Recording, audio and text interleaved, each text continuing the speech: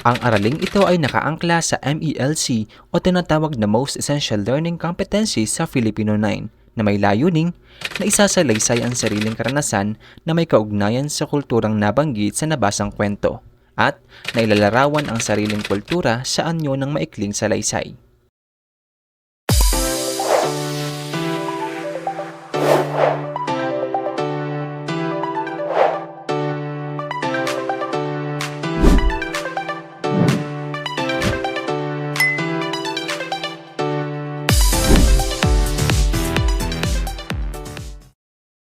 Isang mapagpalang araw mga kahenyo. Para sa ating panimula, tayo munang manalangin sa Poong may likha.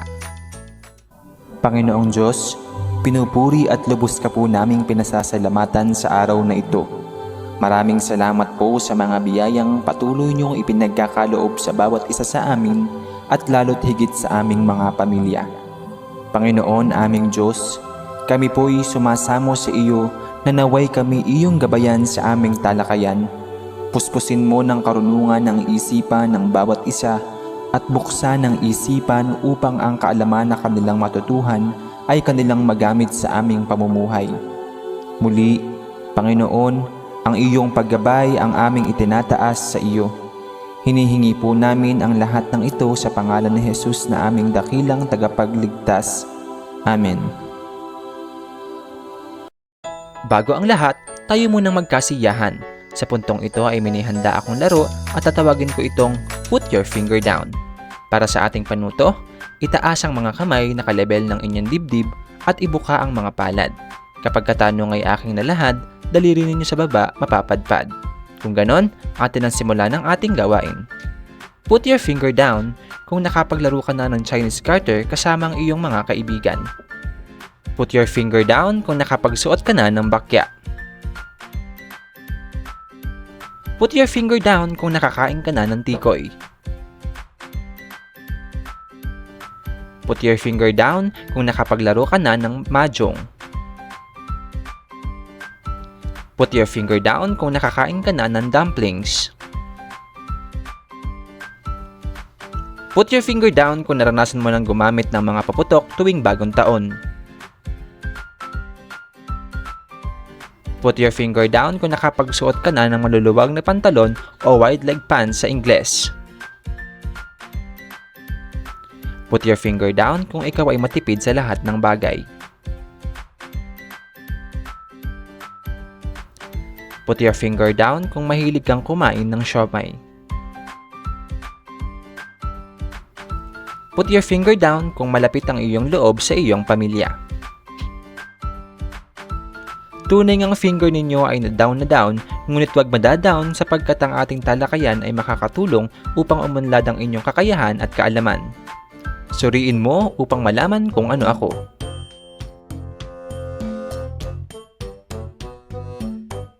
Para sa ating mechanics, kilatisin ang mga larawan at tukuyin kung ano ang ipinihiwatig ng mga ito batay sa mga jumbled letters na nakalaan upang mas madaling mahulaan. Bibigyan lamang ng 10 segundo ang mga mag-aaral na sasagot upang hulaan ito.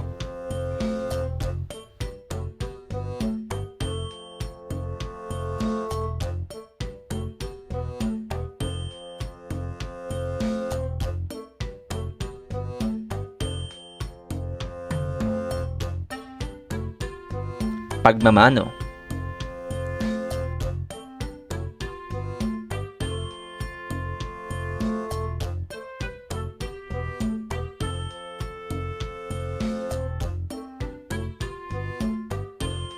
Bayanihan.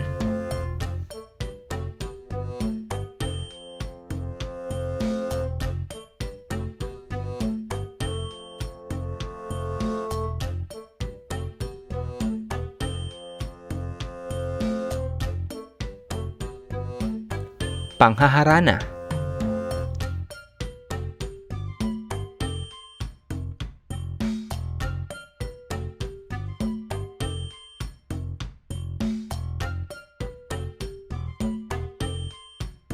Relihiyoso.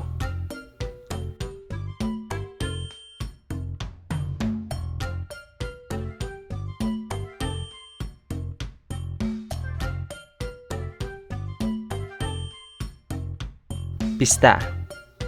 Mahusay! Tunay ngang sa hulaan kayo'y hindi papatalo. Mga titik na magulo ay nabuo pa rin ninyo. Kaya ating talakayan ay malapit nyo nang mapagtanto.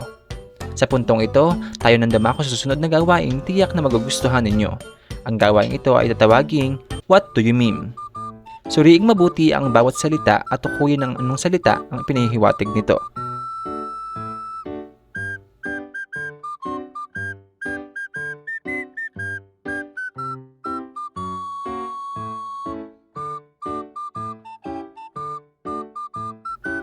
Bisperas.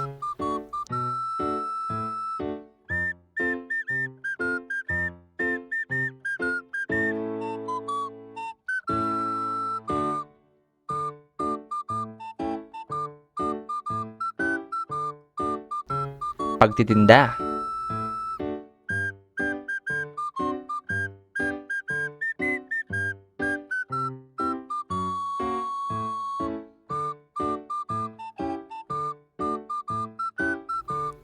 Bilanggo.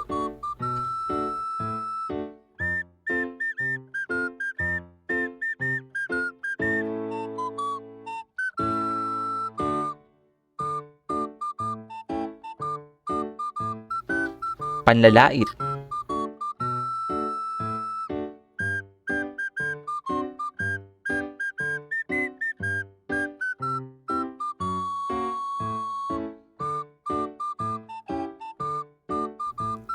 Pagpapakasal.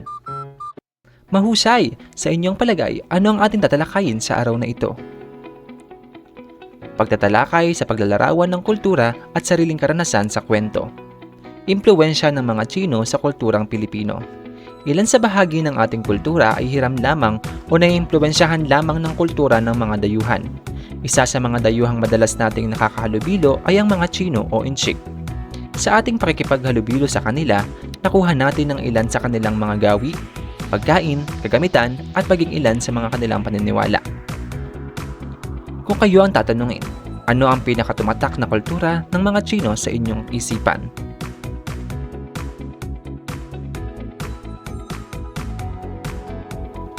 Mga popular na pagkain mula sa mga Tsino. Ang mga pagkain Tsino ay malasa at sagana sa sangkap, mura, madaling ihanda at talaga namang nakakabusog. Ilan sa mga ito mga sumusunod. Siopaw. Ang siopaw ay mula sa Cantonese steam bun ng mga Tsino. Ang sinaunang siopaw ay bun na gawa sa bigas ngunit gumagamit na rin ngayon ng ibang sangkap. Pinapalamanan ito ng karne, gulay at mga pampalasa at saka pinasisingawan. May dalawang uri ng siopaw na popular sa bansa. Ito ang siopaw asado at bola-bola. Nagkaroon na din ng toasted siopaw kung tawagin. Siomai. Isa sa pagkaing Tsino na gustuhan ng maraming Pilipino. Ang siomai ay dumpling na may masang mula sa bigas o primera, klaseng harina at pinalamanan ng karne ng baboy, manok, hipon o baka. Ang dumpling ay pinasisingawan o di kaya naman ay piniprito.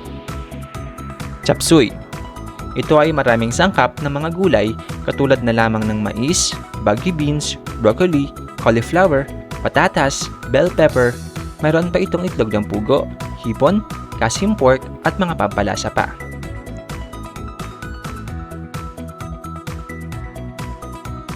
Hopya. Isa sa mga pagkaing na impluwensya sa atin ng mga Tsino na hanggang ngayon ay tinatangkilik pa rin natin. May iba't ibang hopya, hopyang baboy at hopyang munggo. Chinese dumpling. Ito ay isa sa pinakamahalagang pagkaing inihahain tuwing bagong taon ng Tsina. Dahil ang hugas ng Chinese dumpling ay katulad ng sinaunang gold o silver ingot sa China. Ang mga ito ay simbolo ng kayamanan. Tikoy.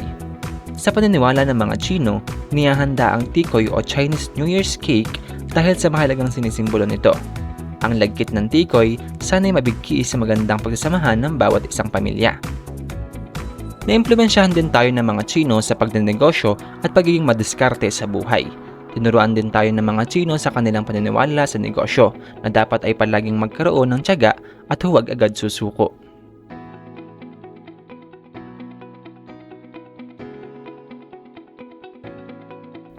Pagtatalakay sa pagsasalaysay ng sariling karanasan na may kaugnayan sa kulturang nabanggit sa binasang akda. Negosyo. Nais ni Oikwan na magtayo ng negosyo at nais niya ay tindahan ng prutas, ngunit hindi ito nabigyan ng lisensya at ang tanging naibigay sa kanya ay lisensya ng tindahan ng mga damit. Kaya naman, dahil sobrang nais niya ito, tinanggap niya ito at kahit mas mahirap itinda ang mga damit, sombrero at sapatos kaysa sa mga prutas.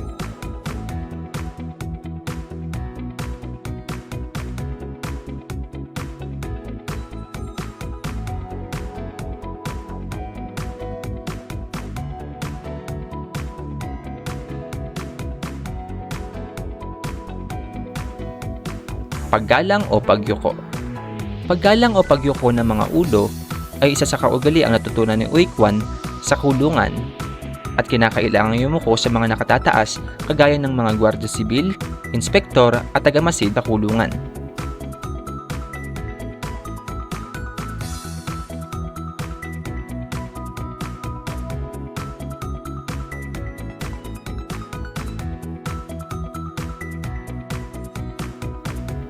Kapangyarihan o palakasan.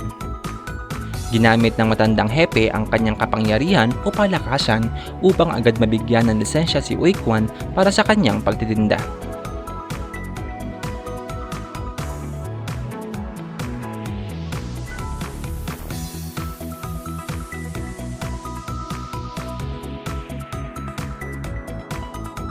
Pagdiriwang ng bagong taon. Ipinagdiriwang ni Oikwan ng bagong taon ng mag-isa. Nagluto siya ng manok na matagal pinakukuluan at nanonood lamang sa labas ng bakuran ng mga paputok sa kalye.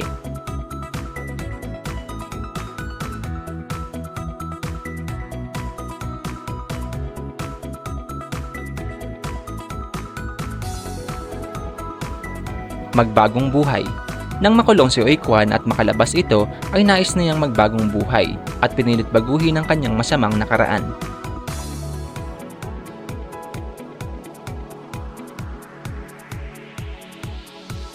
Naunawaan niyo ba ang ating tinalakay? Mayroon ba kayong nais linawin at mga katanungan? Kung ganon, isipan ay patakbuhin, ang kinggaling ay palutangin, sa ating mga gawain, tiyak kayo'y magniningning.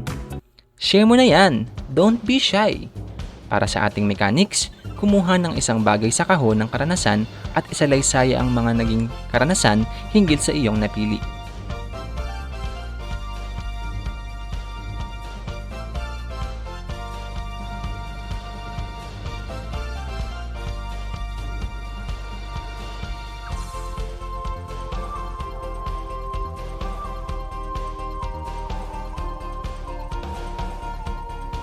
Mahusay!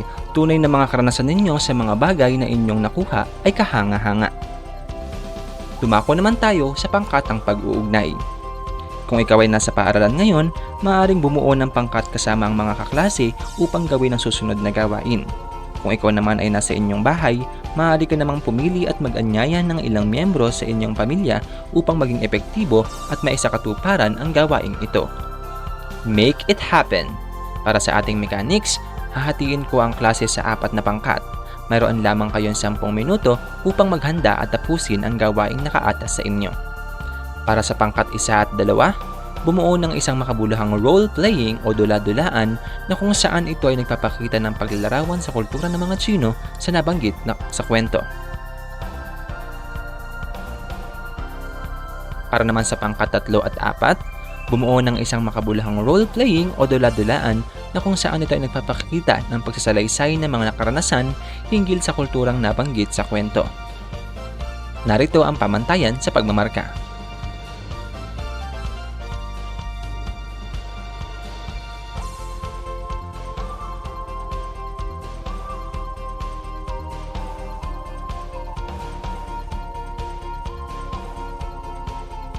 Mga presentasyon ninyo ay talaga namang kahanga-hanga. Sa kahusayan ninyo ay lahat kami ay natutuwa. Kaya naman, susunod na gawain, kayo muli ay susubukin. Ang gawain ito ay tatawagin nating, opinion mo, suportado ko. Sa panahon ngayon, talamak na ang mga pagkain, kagamitan at mga kaugalian ng mga Tsino na patuloy na tinatangkilik ng mga Pilipino. Ngunit hindi natin masyadong tinatangkilik ang sariling atin. Sa iyong palagay, bakit mas mahalagang tangkilikin natin ang sarili nating kultura bago tangkilikin ang kultura at kaugalian ng ibang bansa o lugar? Journaling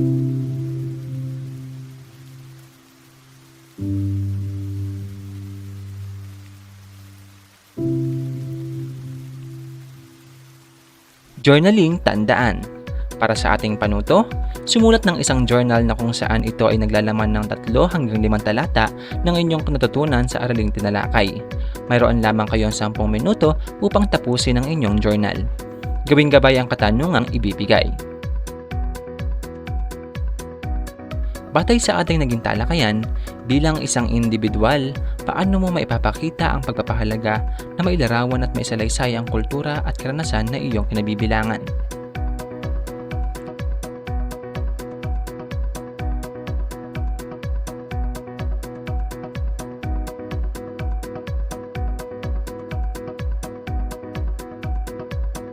Mahusay, talaga namang mga kasagutan sa katanungan ay nauunawaan kaya't mensahe na nais iparating ay naintindihan. Kaya't sa oras na ito, dumako na tayo sa maikling pagtataya.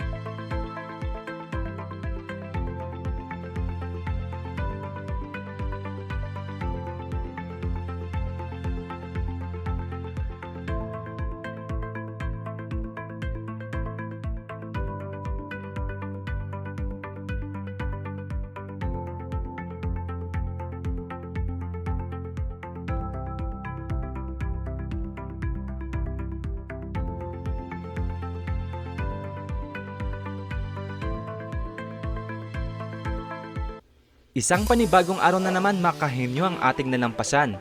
Maraming salamat sa inyong panonood at partisipasyon sa ating naging talakayan. Baunin ang nakuhang aral, i-apply sa inyong tahanan, at palawakin pa ang inyong kakayahan. Ito muli ang Mac TV version 2.0. Hanggang sa muli, paalam!